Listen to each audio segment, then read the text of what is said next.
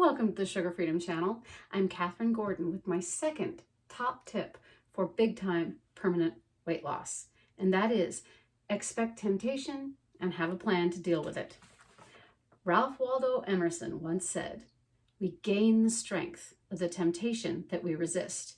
So if you have a plan and you can resist temptation, every time you resist, you get even stronger and it gets easier to resist the next time. I want to talk about the difference between temptation and craving. I was able to overcome my cravings for the foods that I overeat by eliminating sugar, grains, processed vegetable and seed oils. And the way I did that is in the Sugar Freedom program at sugarfreedom.com.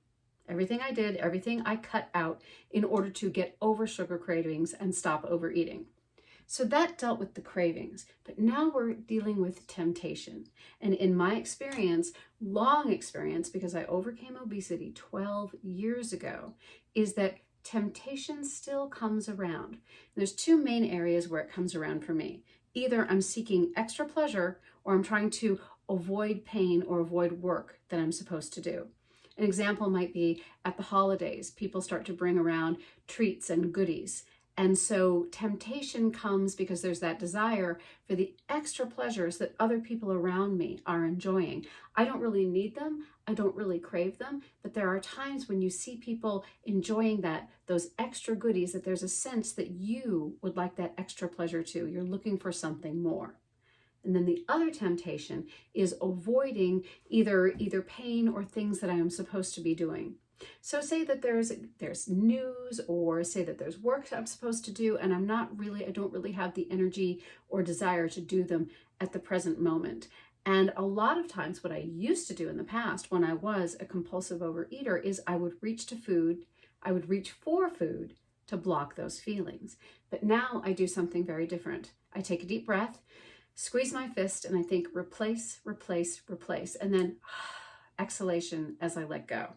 So that is a pattern interrupt that interrupts the moment of temptation. And then I have a plan for choosing something else. And so I have literally made a list of the quick activities that I can do that replace the temptation for food. And this is what I would like you to do, is make one of these lists yourself.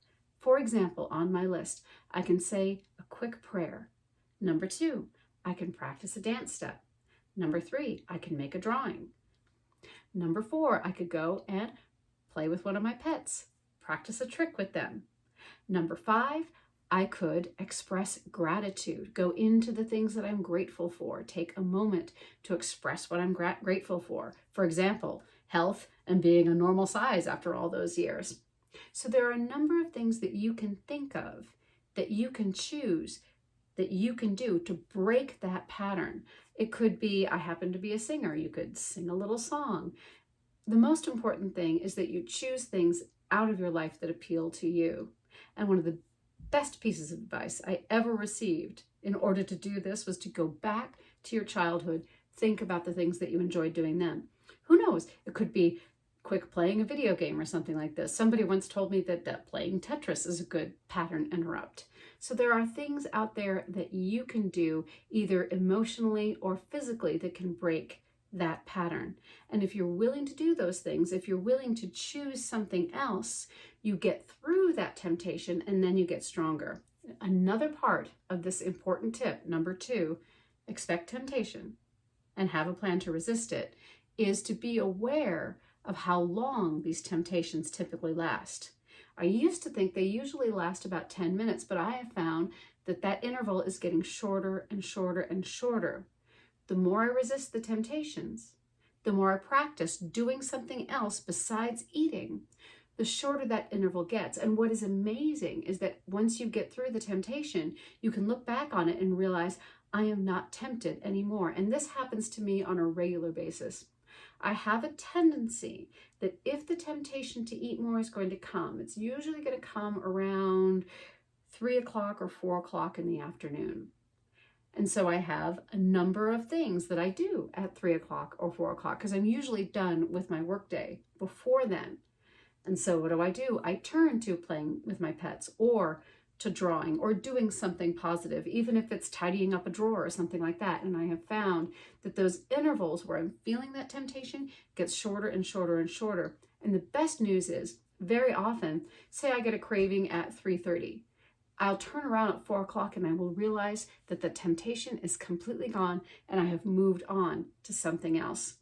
It's really a marvelous feeling of freedom to realize that if you can just hang in there for just a couple of minutes, distract yourself, you can get through the temptation, and then you're on your way to being stronger and healthier and fitter. If your way of getting through temptation is positive in itself, for example, practicing a musical instrument, practicing a dance step, practicing a song, a poem, practicing something that matters to you, not only have you gotten through the temptation, but you've gotten a little bit better at something that matters to you.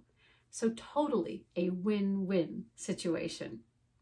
Thank you for watching today. I hope this tip helps. Number 1, plan your menus each day. Write them down before you take the first bite. Number 2, expect temptation and have a plan to resist it. Thanks for watching. And remember, everybody, eat for yourself.